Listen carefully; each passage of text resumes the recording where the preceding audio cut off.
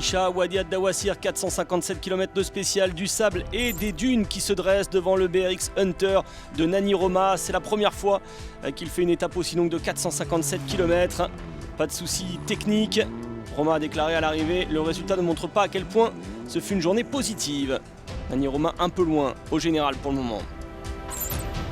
Sébastien Loeb réalise une belle étape, il est 7ème désormais au général. Assez heureux aussi de découvrir son nouveau bolide. Il a même été le plus rapide entre plusieurs points de contrôle. Pour seulement la deuxième compétition de cette voiture, deuxième étape disputée donc. On retrouve le Sud-Africain Brian Baragwanath qui a fait le Dakar d'abord comme mécanicien au Century Racing Squad. Il connaît donc très bien la voiture, il est 8ème au général pour le moment. Après 6 Dakar en moto, c'est le 6e Dakar en voiture pour Prigonski. Sa meilleure place, une 4e place il y a 2 ans. Il est donc tout proche du podium, ça peut bien se passer cette fois pour l'ancien champion du monde des rallye raids et le champion polonais de drift. Des compétences qui l'ont conduit à la 5e place au général après cette deuxième étape. Il est parti 4e aujourd'hui, Serradori le français. Il a voulu passer assez bien ses dunes, ça a bien fonctionné pour son buggy V8 de 7 litres. Capable de réguler la pression des pneus pendant qu'il roule. Et bon pilotage et copilotage également de Fabien Lurquin. Pas un seul point manqué. 5e place à l'arrivée et il est 4e au général.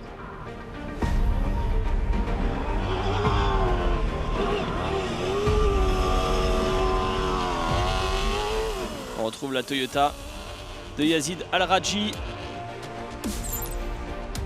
qui a dépassé pas mal de monde aujourd'hui. 11 voitures au total. Très belle journée pour le Saoudien qui a gagné du temps. 4e de l'étape, il est 6e au général. On retrouve Carlos Sainz, le vainqueur sortant. Des problèmes de navigation. Le Dakar n'est pas facile même pour Carlos Sainz. Problème moteur sur la fin de l'étape. Il est seulement 2e au général, il a perdu beaucoup de temps. Et notamment sur son rival Stéphane Peter Hansel. Son objectif ne pas rester coincé avec son mini-buggy dans les dunes. Pas de souci pour Monsieur Dakar. Il a volé sur le sable et après 2 étapes, il est bien leader au général.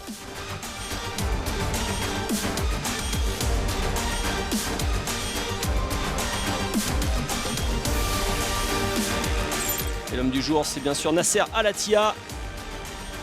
Il ne s'est pas trompé sur les checkpoints. Il a dépassé 3 voitures parties devant lui.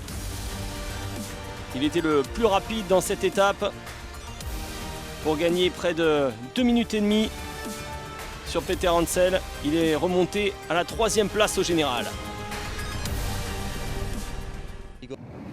Nasser Al-Attiyah devance donc Stéphane Peter Hansel et Carlos Sainz qui perd près de 10 minutes sur Al-Attiyah. On retrouve Serradori donc dans le top 5 avec son Century CR6 308. Peter Hansel est devant pour près de 7 minutes sur Carlos Sainz qui a abandonné beaucoup de temps aujourd'hui. Nasser Al-Attiyah se rapproche donc des Mini.